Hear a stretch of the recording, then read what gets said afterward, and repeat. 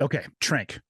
God, I hope every parent listens to this because I just want to scare the shit out of them, and then I'm going to make Yeah, my I mean, kid. hey, one thing also, Andy, what Tranq does to the body, you know, and I'm That's obviously what I was going to ask obvious, you. yeah, Ask the potential yeah, side effects. yeah, I'm obviously not a doctor, and you know, but it does, from what I'm told, it has almost like a vasoconstriction effect. So it restricts the blood vessels. Like if you're injecting it in a certain area, which a lot of times the users are at that point, you're injecting it in a certain area. It's almost by restricting the blood flow to that area, causing necrosis and actually killing the flesh. So you'll see people with these really horrific, like open wounds. That's a sign of tranq use.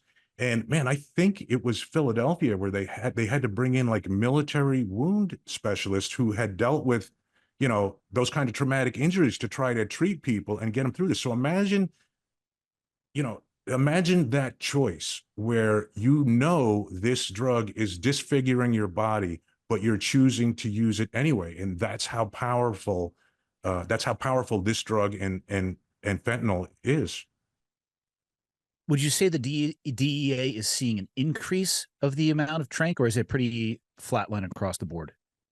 It's gonna increase. I'd say it's increasing, and I think it's going to continue to increase. And again, it's because it's a supply determined market.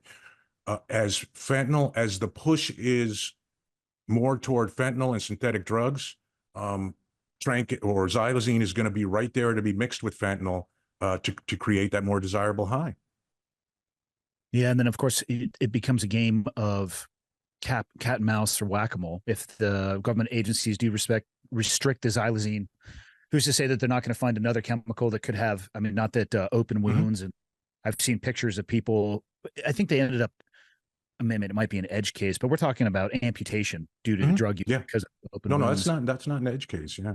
Yeah, and okay, so what would be next? I've started hearing things about what was it, super fentanyl or super meth, and it just seems like this there's something new, and then that new becomes the standard, and it never goes back on the other direction. It's this micro escalation that continues and continues and continues. So there is carfentanil out there, like a different, another opiate drug that's, I don't know what, 100 times more powerful than fentanyl. But I think the drug cartels. So here's the move I see of the next thing it's not even the next thing, it's the thing right now that, goes to what I said earlier, where I hope people are around that recognize that this is almost like the same story playing over again. Um, yeah.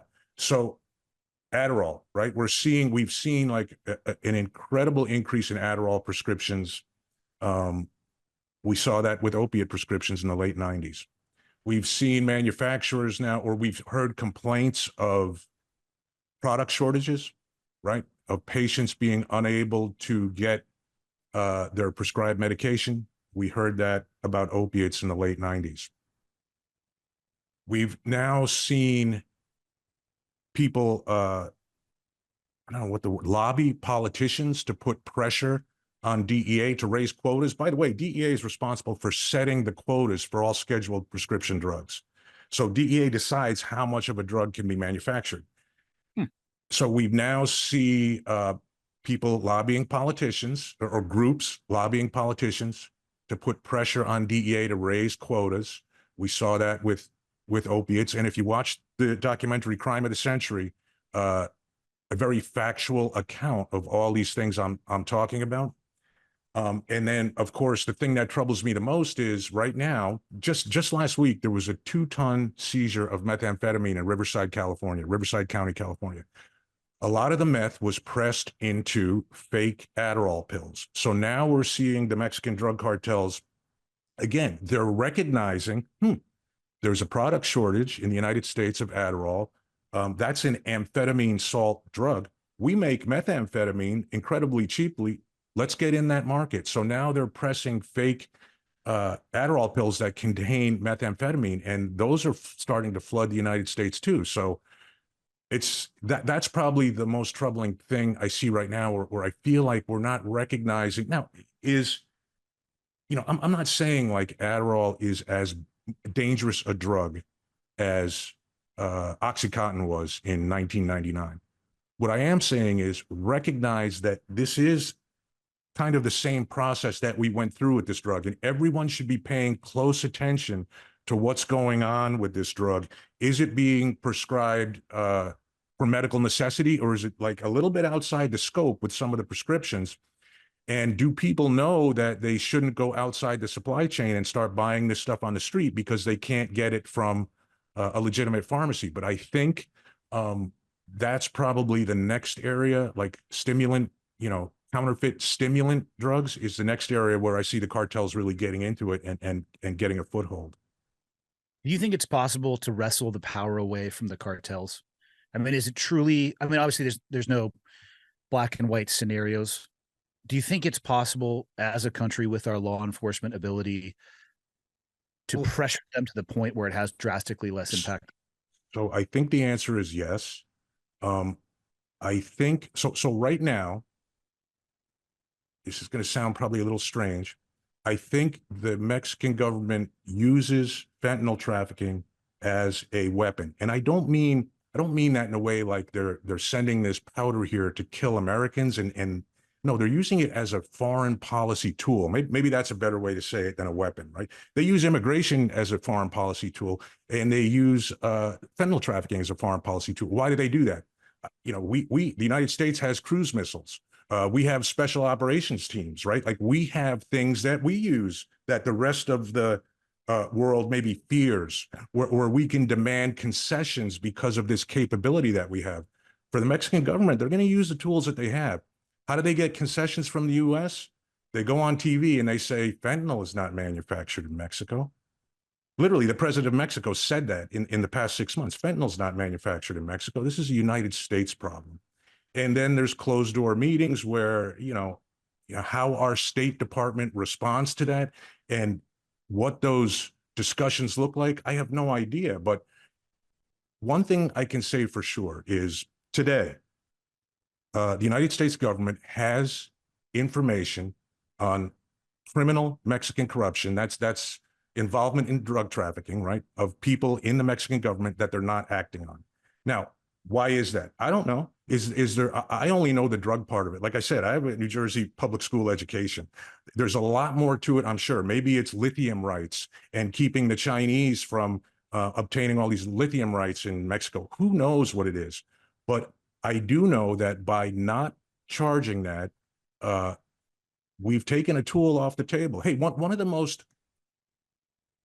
best example of this, and hey, by the way, I'm not a registered Republican. I'm not a registered Democrat. I'm the idiot who voted for Obama in 2008 and Trump in 2016. And I say that just to say that my comments are not meant to be political. One time in the fall of 2019, Trump tweeted something about designating Mexican cartels as foreign terrorist organizations. That one tweet probably had more of a beneficial effect on DEA operations in Mexico than I've seen from the current administration in the past 2 years, right? Just the threat of, not even the threat, just that, like putting that out there for discussion. Again, a tool, right? You don't have to do something. You have to say, here's a tool. Just like they're doing with immigration and fentanyl trafficking. We have this tool that now the administration is like taking it off the table. They're very publicly, I think at least, say like, we wouldn't do that. Why would you say that? If we were to charge, and I'm not suggesting that the U.S. government become the corruption police and, target corruption in Mexico. These are cases where they are drug trafficking cases focused on drug traffickers, where as a matter of course, corrupt Mexican government officials come up and evidence is collected on them. Evidence is presented to prosecutors. Prosecutors say, and by the way, DEA doesn't charge people with crimes. That's one thing that sometimes gets twisted. You'll hear, oh, DEA wants to charge, this person. But prosecutors who are very cautious and, know what they're doing. I've seen them make a decision to charge someone, and then the Department of Justice say, no, don't do it. So as long as that's happening, I don't really think I see a point where you could turn the scale the other way. I feel like that would be a huge tool if you started to actually prosecute corruption when it came up.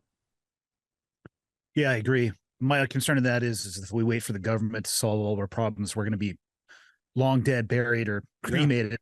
And to be respectful of your time, I got one more question for you. And this is maybe something, because I do agree there's the government portion of that, which is going to take time to shift because of the bureaucracy. Where would you point parents for the best educational resources on this? Because that's something they don't need to wait for the government to do. You could do that tonight. You could frame it over go fishing with your kids and have a conversation, or have it over at dinner, or whatever it is, whatever medium and connection point that works best with your kids.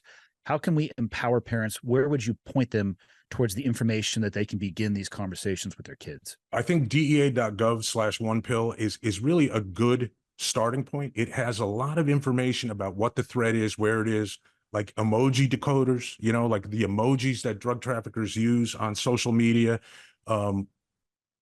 Dead on Arrival is a YouTube documentary, or not documentary, but a YouTube series, probably. Yeah, no, it's a one video, and it's created by parents who've lost children. It was made a couple of years ago, so the issue with fentanyl is kind of it's a really rapidly evolving thing. So even something that's just a couple years old is sometimes not the most timely thing to look at. But I think it's a great thing for parents to look at and then maybe watch with their kids. But I think that's two places where there's some real good information. Perfect. I'll let you close it out, Bill. What do you want to leave with the closing thoughts? Hey, a lot of, I especially living in California, right? I understand that people have an attitude where they think drug trafficking is a victimless crime. They don't feel people should be incarcerated for drug trafficking. I could tell endless stories about cases that demonstrate that's not true. Here's one example. One weekend, Pasadena, California, one drug dealer caused 7 poisonings, 3 deaths. And my message to people is, what happens next weekend? What happens next weekend if law enforcement doesn't intervene? This is a greed-driven crime. The cycle of greed, harm continues until law enforcement intervenes. So law enforcement mission is supply reduction. That is harm reduction. Don't let people tell you different. Awesome. Bill, thank you so much for your time, and thank you for everything you did with the DEA for 3 decades. Appreciate it. Thank you.